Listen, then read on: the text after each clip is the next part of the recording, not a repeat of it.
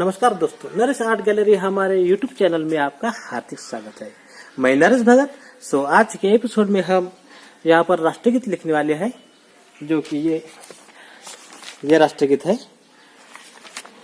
तो स्टार्ट करने से पहले हम आपको एक बता दें कि हमें एक कमेंट आया था कि लॉन्ग हेयर के ब्रश आप कहाँ पर इस्तेमाल करते हो और छोटे हेयर के ब्रश आप कहाँ पर इस्तेमाल करते हो। तो आपको बता दें कि लॉन्ग हेयर के ब्रश से हम राइटिंग करने वाले हैं, और ये छोटे हेयर के ब्रश है इसी साइज में। फिर भी ये बड़ा ब्रश है इससे, तो इतनी छोटी राइटिंग इस ब्रश से नहीं आ सकती, थोड़ी रफ आती है। और ये ब्रश का इस्तेमाल हम तब करते हैं जब हमें लिखने में परेशानी हो या बहुत ऊपर का इस तरह से पेंटिंग करनी हो, खड़े रहने में जगह नहीं होती, तब हम इस ब्रश से काम कर लेते हैं। या बहुत रफ दीवार होती है तो तब हम इस ब्रश से हम काम कर लेते हैं। तो फिलहाल तो ये दीवार सही है, तो इसलिए हम इस ब्रश से काम नहीं करने वाले हैं। अगर हमें ये हेडलाइंस लिखनी हो तो तब हम ये ब्रश, इससे थोड़ा बड़ा ब्रश है, तो ये ब्रश से हम हेडलाइन लिखने वाले हैं। तो इस तरह से हम काम कर लेते हैं। अंत तक ये एपिसोड आप पूरा देखें।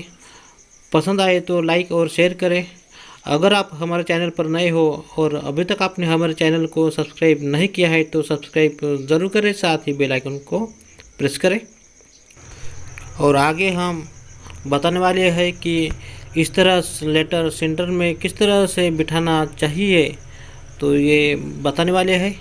इसलिए आप अंत तक ये एपिसोड पूरा देखें। तो गाइस, इस एपिसोड का पूरा आनंद लीजिए। धन्यवाद।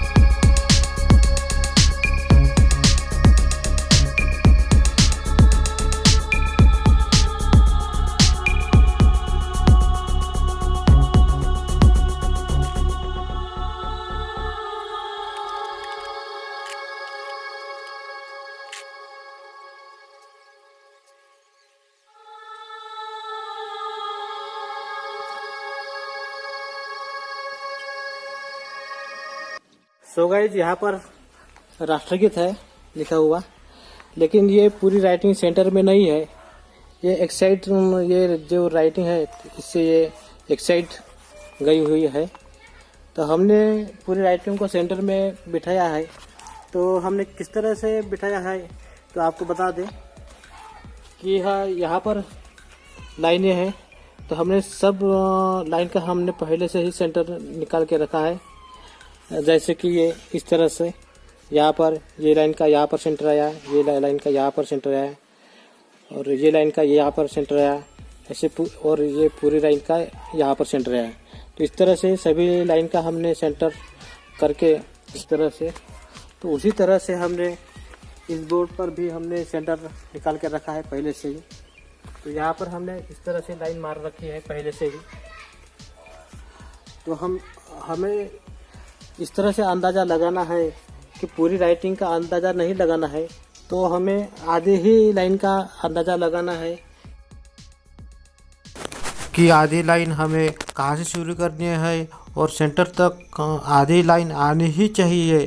तो इस तरह से हमें बिठाना है वो आधी लाइन, और उसके बाद हम आधी लाइन को उसी लेटर के हिसाब से हम चलेंगे तो हमारा लेटर पूरा सेंटर तक आ सकता है। इस तरह से हम काम करें तो बिल्कुल हमारा राइटिंग सेंटर में आ सकती है। और दोस्तों, आज के ये लेटर हमने कुछ अलग तरह से निकाले हैं। तो ये कर लेटर आपको कैसे लगे तो हमें कमेंट में ज़रूर बताएं। और हमारे चैनल पर आप नए हो और अभी तक आपने हमारे चैनल को सब्सक्राइब नहीं किया है तो ज़रूर सब्सक्राइब करें और बेल आइकन को प्रेस करें ऑल पर, ताकि हमारे हर वीडियोज़ की अपडेट आप तक पहुंच सके। हमारे हर वीडियोज़ में कुछ अलग तरह का टेक्निक होता है आपको सीखने के लिए। कुछ स्केचिंग है, कुछ इंग्लिश लेटर है, हिंदी लेटर है, किस तरह से फॉन्ट लेना चाहिए ये बताया है। 3D पेंटिंग्स है, स्कूल में 3D पेंटिंग्स है, और भी कुछ अलग तरह के पेंटिंग्स है। तो ज़रूर हमारे चैनल को सब्सक्राइब करें और बेल आइकन को प्रेस करें। तो गाइस, इस एपिसोड का पूरा आनंद लीजिए। धन्यवाद।